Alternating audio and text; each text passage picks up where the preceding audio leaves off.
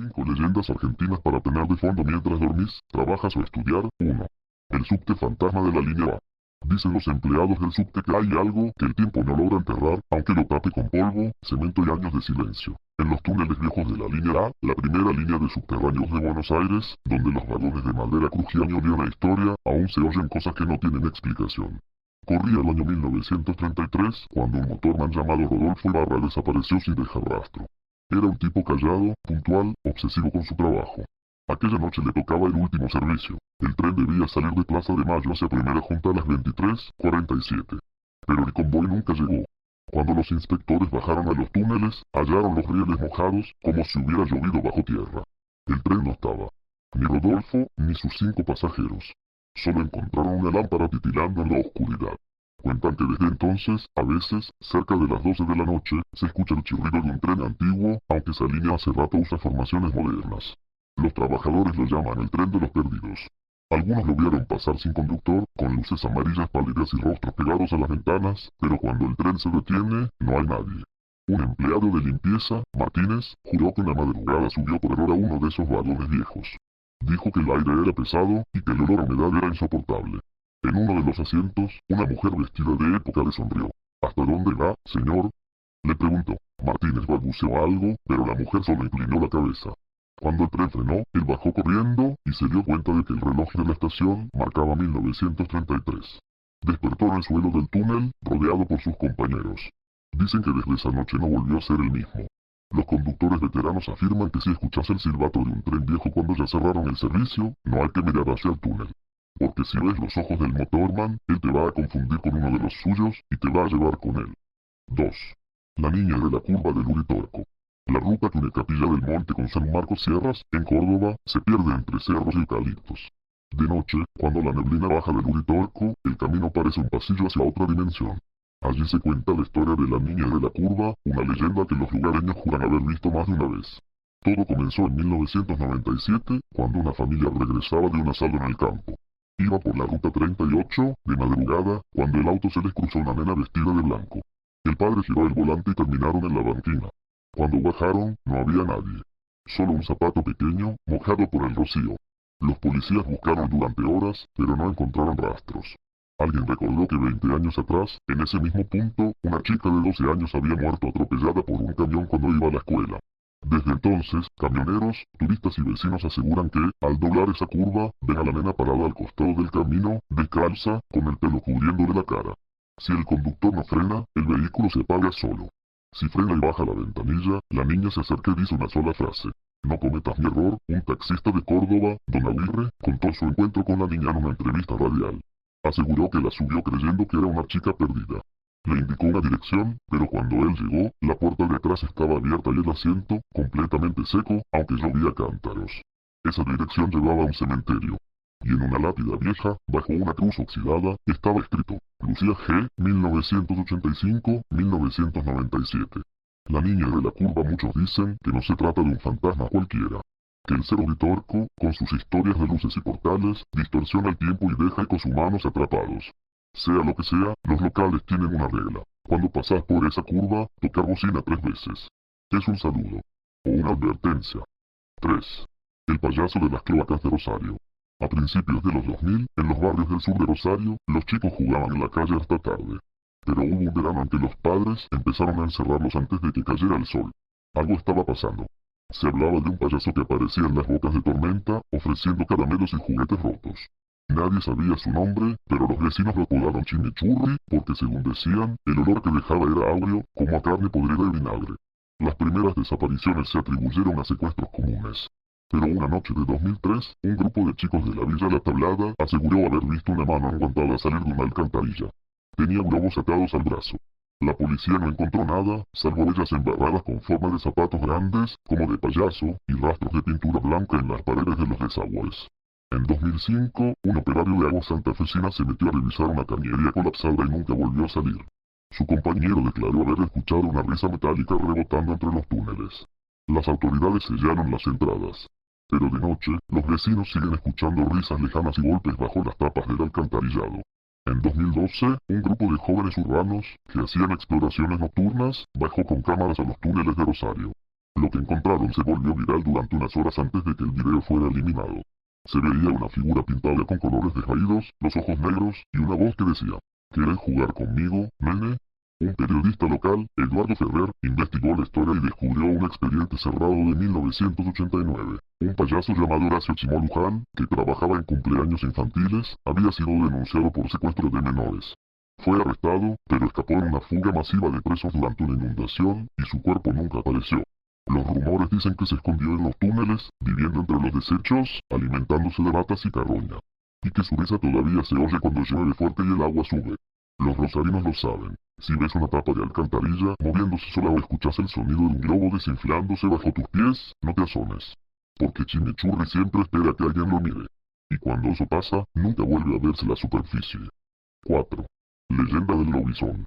Si uno vive en el campo argentino, tarde o temprano escucha hablar del lobizón. No hay provincia ni pago donde no se haya contado, alguna noche de luna llena, la historia del séptimo hijo varón condenado a convertirse en bestia. Es una de esas leyendas que se heredan con la voz de los mayores, como advertencia y misterio.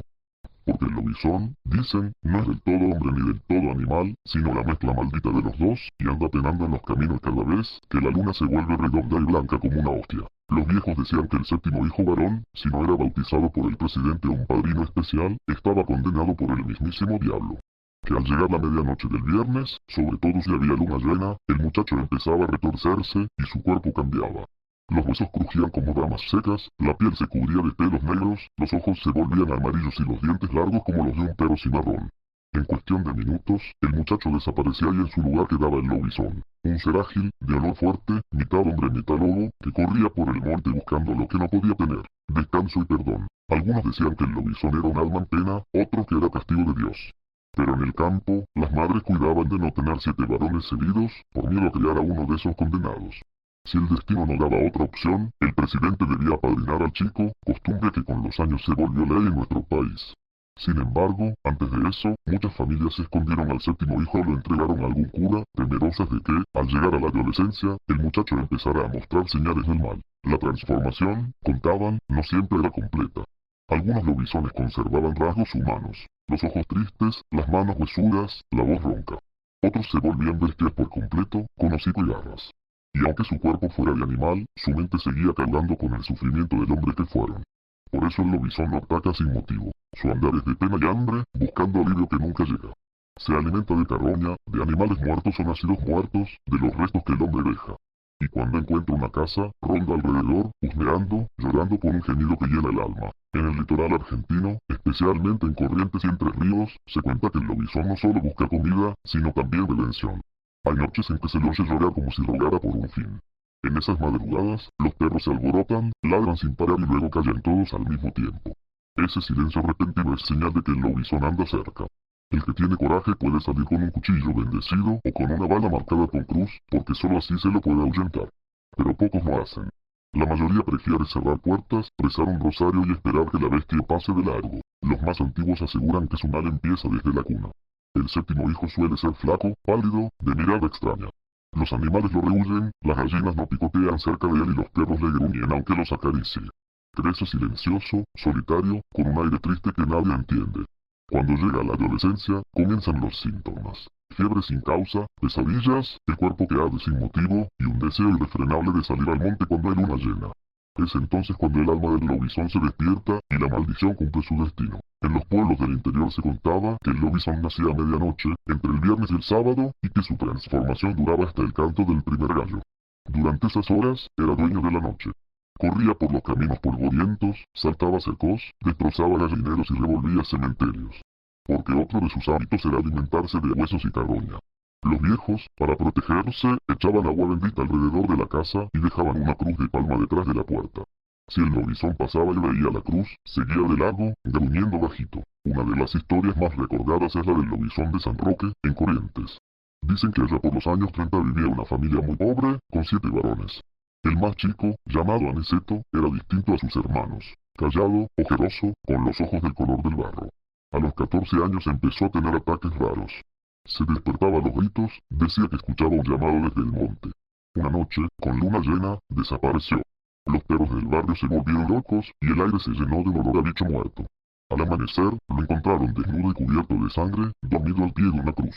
Nunca supieron de dónde venía la sangre, pero en el pueblo los animales aparecieron mutilados y el rumor del lobizón empezó a correr. La madre del muchacho juró que su hijo era bueno, pero el miedo pudo más que la compasión. Lo mandaron lejos, con un cura que vivía entre los montes. El sacerdote lo cuidó hasta que una noche de luna llena el chico se escapó. Lo encontraron meses después, sin memoria y con la mirada perdida. Desde entonces, el lobizón de San Roque se volvió parte de las noches correntinas. Algunos lo oían llorar, otros lo veían cruzar los caminos, dejando huellas que no eran de hombre ni de animal. El lobizón tiene enemigos antiguos, los perros. Por eso donde hay perros sueltos, la bestia no se acerca. Pero si los perros son pocos o están dormidos, el lobizón puede llegar hasta la puerta misma del rancho. Los que lo vieron de cerca dicen que no camina como lobo ni corre como hombre, sino que se desliza, doblando las patas como si no tuviera huesos. Su respiración es pesada y su olor, insoportable, mezcla de sangre y sudor rancio. Si uno lo mira a los ojos, siente una pena tan grande que no puede moverse. Es el alma humana atrapada dentro del cuerpo de la fiera. Hay una forma, dicen, de liberar al lobizón. Si alguien tiene el valor de enfrentarlo sin odio y logra herirlo con una bala o cuchillo bendecido, pero sin matarlo, el mal se rompe. Al amanecer, donde cayó la bestia aparece el cuerpo del hombre, sangrando por la misma herida. Si sobrevive, ya no volverá a transformarse. Pero si muere, su espíritu queda vagando, convertido en viento caliente que hace temblar los álamos. Pocos intentaron esa hazaña, y menos aún vivieron para contarla. En Santiago del Estero, un viejo capataz llamado Belisario contaba haberlo enfrentado. Una noche oyó los perros ladrar y salió con la escopeta. Vio entre los maizales una sombra enorme, encorvada. Pensó que era un puma y disparó. Al día siguiente, encontró a su compadre Juan, el séptimo hijo de una familia vecina, tirado detrás del corral, perdido en el mismo sitio donde había apuntado. Desde entonces, Belisario no volvió a cazar de noche. Decía que cuando disparó, la bestia lo miró con ojos humanos, y que en esa mirada vio tristeza, no furia. En los pagos de Santa Fe, se creía que el lobizón no solo salía en luna llena, sino también en Viernes Santo. Esa noche, cuando el diablo anda suelto, el lobizón recorre los cementerios, buscando huesos de muertos sin bautismo. Las mujeres que barrían temprano al amanecer contaban haber encontrado huellas extrañas en la tierra, como si un animal de patas desiguales hubiera dado vueltas toda la noche. Los más religiosos decían que si uno lograba ver al lobizón y rezar 3 Ave Marías sin apartar la vista, el alma del condenado encontraba descanso. Pero nadie tuvo el coraje suficiente para probarlo. A veces, el lobizón deja rastros en la gente.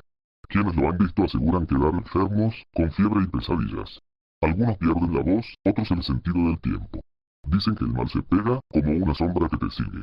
Por eso, los curas del campo bendicen a los que dicen haberlo encontrado y los viejos rezan por ellos durante 7 viernes seguidos. El mito del lobizón se mezcló con la vida diaria. En las madrugadas frías, cuando se escucha a lo lejos el aullido de un perro solitario, los paisanos se miran y dicen, anda el lobizón. Nadie sale entonces. Los gallineros se cierran, los niños se esconden bajo las frazadas y las madres hacen la señal de la cruz. El miedo se hereda, igual que la leyenda. No faltan quienes dudan. Los hombres de ciudad, los que no han pasado una noche en el campo sin luz ni ruido, suelen reírse. Pero el que vive rodeado de monte, el que ha sentido el viento caliente que trae el silencio de los animales, sabe que algo hay.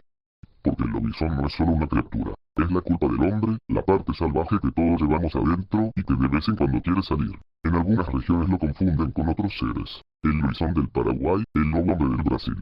Pero en Argentina el lobizón tiene su carácter propio. No es solo un monstruo, sino un castigo, una advertencia de lo que pasa cuando se rompe el equilibrio entre el bien y el mal. Por eso los abuelos decían que el lobizón nace donde hay dolor y muere donde hay compasión. Una historia reciente, de los años 80, cuenta que en un pequeño paraje del norte entrerriano, una familia escuchó una noche ruidos en el corral. Salió el padre con una linterna y vio una figura grande, agazapada entre las sombras. Le gritó, pensando que era un ladrón, pero la figura se levantó y soltó un gemido más triste que feroz. El hombre, sin pensarlo, disparó al aire. La criatura huyó. A la mañana siguiente, hallaron huellas enormes y gotas de sangre. Ese mismo día, el hijo menor de un vecino apareció en cama, con una herida profunda en la pierna y sin recordar nada. Desde entonces, nadie volvió a salir de noche cuando había luna llena. El lobizón también simboliza el miedo del pueblo. En tiempos antiguos, cuando las enfermedades o la desgracia caían sobre una familia, se buscaba una explicación. Y el séptimo hijo, con su rareza y su silencio, cargaba con esa culpa.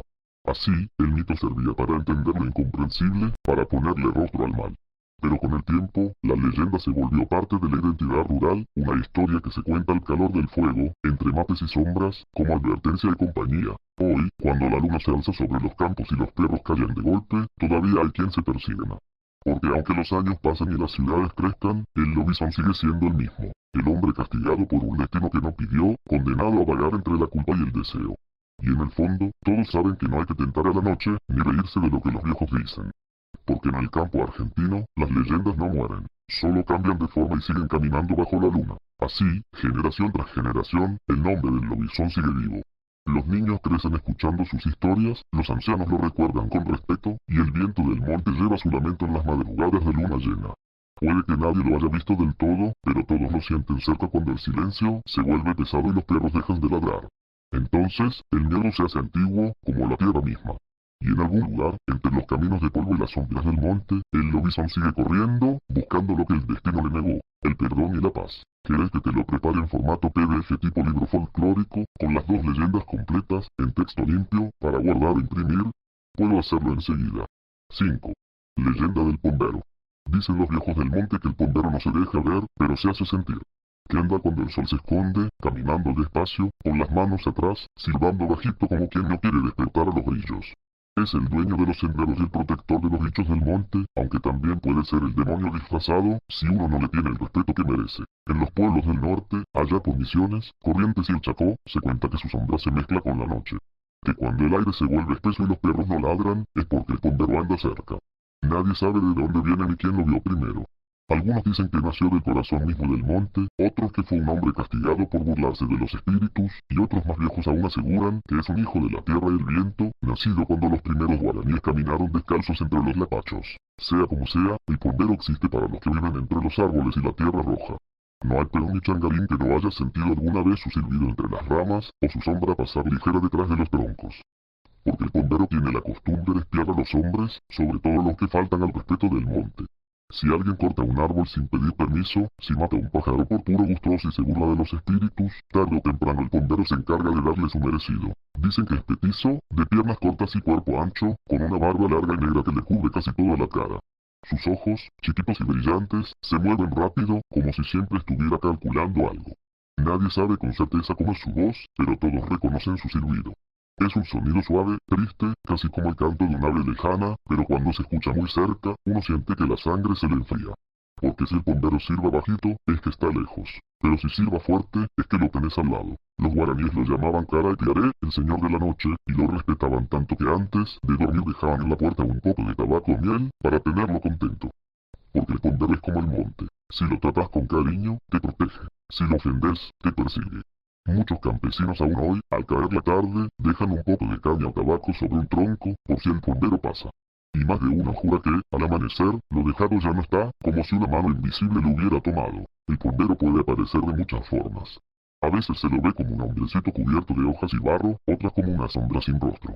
Los perros lo sienten antes que nadie. Se quedan mirando al monte, con las orejas paradas y el rabo entre las patas. Cuando eso pasa, lo mejor es cerrar la puerta sin no mirar hacia afuera. Porque si el pombero te encuentra, puede hacerte perder en el monte, confundirte los caminos o hacerte escuchar voces que no existen. Hay quienes dicen que secuestra mujeres, que entra por las rendijas, por los techos de paja o los huecos de las paredes, sin hacer ruido, que les sopla al oído mientras duermen y que algunas despiertan días después, con el cuerpo marcado por besos y hojas secas pegadas en la piel. Los viejos cuentan que muchas criaturas nacidas en las soledades del campo son hijos del pombero, niños de mirada extraña y cabello oscuro, que no lloran cuando nacen, sino que silban bajito. También hay historias más benevolentes. Algunos afirman que el pombero protege a los animales, que cuando un cazador mata más de lo que necesita, el pombero se le aparece en forma de viento y le apaga el fuego, o le esconde las balas. Pero si el cazador pide perdón y deja una ofrenda, el pombero lo perdona y hasta le guía el camino de regreso a su rancho. En las noches de luna llena, dicen que se lo puede oír reír entre los árboles, un sonido raro, mezcla de niño y viejo. Una vez, un hombre de Posada llamado Julián contó su encuentro. Era un hachero curtido, de esos que no creen en nada más que en el filo del machete. Un anochecer, mientras cortaba ramas para el fuego, se le cruzó un viento caliente que le apagó la lámpara. Al principio pensó que era cosa del tiempo, pero luego escuchó un silbido largo que parecía venir de todos lados. «No me jodas, bombero», dijo el hombre, riendo. Pero al segundo, algo le tiró del sombrero y lo lanzó lejos. Cuando fue a buscarlo, vio 2 ojos chiquitos brillando entre los árboles. No esperó a saber más. Salió corriendo hasta su rancho. Desde ese día, todos los viernes dejaba un poco de miel y tabaco en la ventana. Nunca más le faltó fuego ni le pasó nada raro en el monte. Otro paisano, en las cercanías de San Ignacio, juraba que el pombero le salvó la vida. Se había perdido cazando tatús y andaba sin agua ni rumbo. Cuando ella pensaba dejarse caer, escuchó un silbido y, siguiéndolo, llegó a un arroyo que nunca había visto.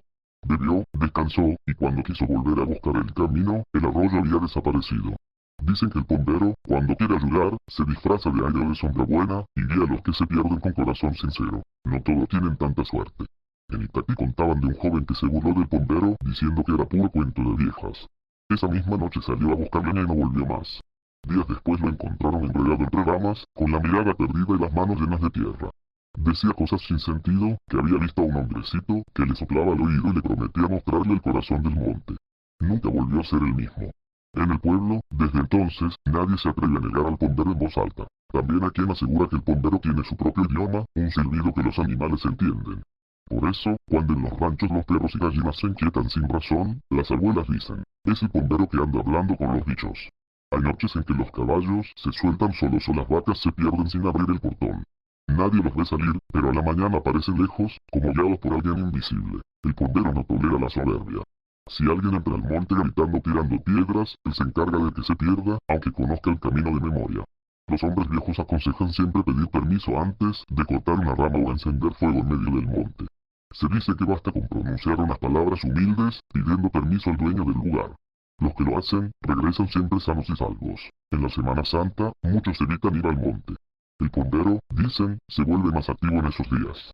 Algunos lo confunden con el diablo, pero los guaraníes decían que no lo era, que el bombero es un espíritu antiguo, más viejo que la religión de los blancos.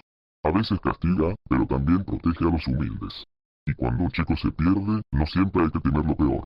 Hay madres que aseguran que sus hijos desaparecieron por horas y volvieron con flores desconocidas en las manos, diciendo que el hombrecito del monte los cuidó. Los ancianos guaraníes todavía los saludan con respeto, como si fuera parte de la familia. Cuentan que el bombero camina de día convertido en sombra, y de noche, cuando el rocío toca la tierra, vuelve a tener cuerpo. Por eso no deja huellas, pero sí olor a tierra húmeda y hojas machacadas.